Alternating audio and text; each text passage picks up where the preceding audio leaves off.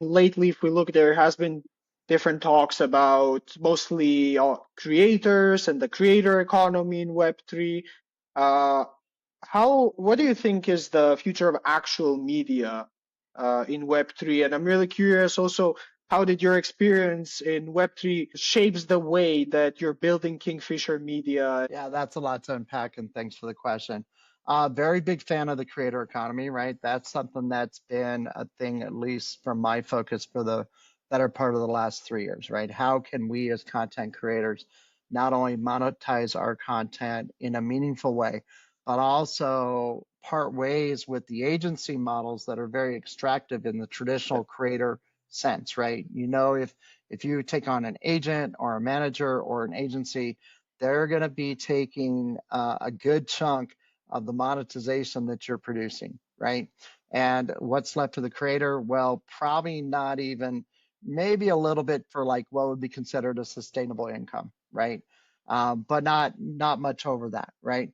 Whereas with Web3, now we can control that entire process as a content creator. We can control the marketing behind it.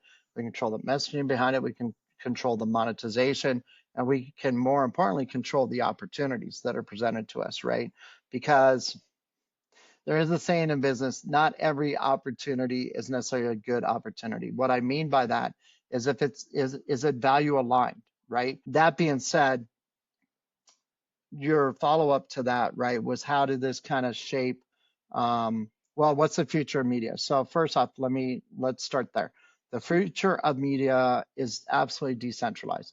There's been quite a few attempts at this over the years. I think a lot of the final attempts at a good faith gesture got sifted out during the last cycle after the FTX collapse, right? Remember back in the fall of 2022 with FTX and kind of how the sentiment around this space shifted, even inside this space, right? So a lot of that got sifted out of there. Now the opportunity is prime for new entries to kind of shape what does decentralized media look like. There has been for the better part of the past 3 years, and this is one success story that I want to highlight here in the framework of this conversation that did not get sifted out in the bear because they are a group of people who just have the faith. They believe in the vision. They know what the technology is capable of. They know this is a long-term proposition, right? And that's a sector of our industry known as Film 3. So Film 3 is basically Web3 film, and it's independent film creators finding the value of connecting to the technology, blockchain, monetizing their content, and being able to flip the script on the traditional film revenue sharing or royalty model to where people are no longer waiting around to get their paychecks. They get it instantaneously as the royalties are coming in through smart contracts, right? So that's one sector of the media that really stayed cohesive no matter what the sentiment around them was. And I'm happy to report I check on them from time to time. They're doing well. They're having a lot of success in this space. And I've learned a lot from a lot of the people inside of that part of Web3 that we can kind of carry that forward in a media fashion, right? So the future of media in Web3 is absolutely decentralized, where royalty distributions, most specifically the financial aspects of it, can be fair, can be equitable, can be efficient, and they can be executed in a timely manner. What led me to KF Media, I believe, was the third part of that question, right? What led me to Yeah, KF Media? really, I would say like what really led you to KF Media, and Yeah. how does your thinking shape from all this everything that is happening in blockchain media, Uh-huh. especially being that you're building really a media company. Right, right. And more specifically, we're building an educational media company. Okay. So with that being said, educational media. So one, we have to focus on education. Two, we have to focus on media, right? That's in the description of the type of company we are. So when I think in terms of media, I'm thinking like from a multimedia approach, right? So what does that encompass? What does that entail? Probably some print production, right? Either digitally or physically. Probably some video editing, some audio editing. Going to be some marketing involved there. Maybe some consulting aspects of that, right? So that's like 5 verticals in one when you're thinking about, what does a media company do? But it goes a little bit deeper than that, right? Based on our experience in the space, we can also function as an advisory, right? So if somebody needs like an advisory board member, like what you'd see in traditional business, we can function in that capacity as well because we have that. We also think about at the core of our business, and we're thinking about the future of this planet that we are inhabiting, right, that we haven't been kind to for the last 120 years or so, having a focus on sustainability and environmental impact within our company. So yeah, these make up the verticals of our company. And then of course we have our learning center management team as well that we need to have in place to manage the content that's going into the learning center that people are going to be learning from.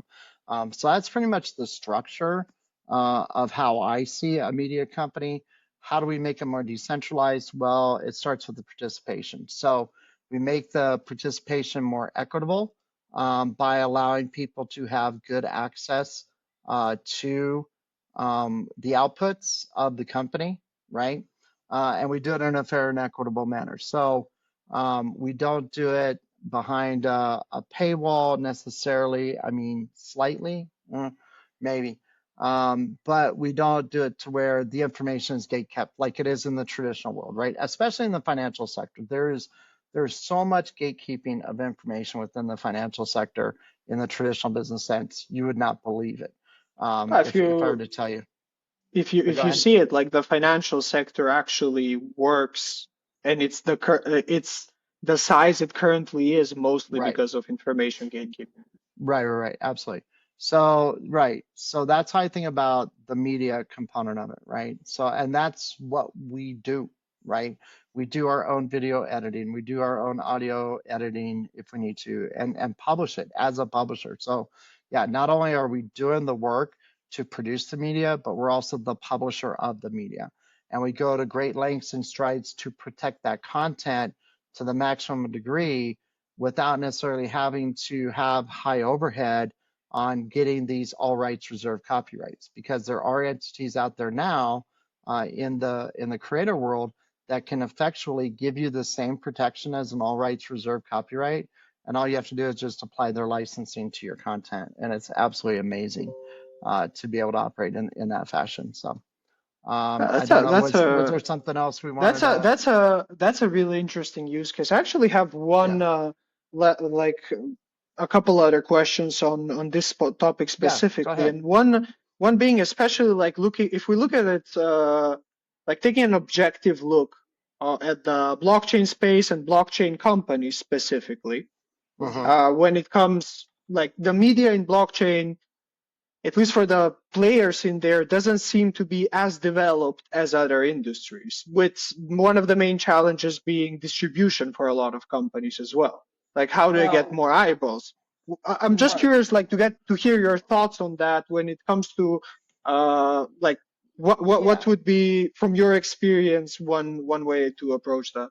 Well, think of it this way, right? Maybe the reason why you're seeing it, the optics of it being a little bit different than in the traditional sense, right? Because we're breaking away from tradition. We're breaking away from having centralized authorities have control over what we do. So now, instead of there being like 5 or 6 top media companies, right? Now you've got thousands, if not tens of thousands, because everybody's doing their own independent and their own spin on it, on what that looks like, right? So now you've got all these distributed models across the ecosystem. So there's not necessarily one top dog necessarily, except there are a few, and they've been working at it very hard at a long time. But what I'm saying is, it's not like they're controlling the direction or the narrative of the entire space. It's all of us together collectively are controlling that narrative. And so then, because it's more fanned out, it's more distributed throughout the ecosystem. Yeah, the visibility and discovery oftentimes can be difficult.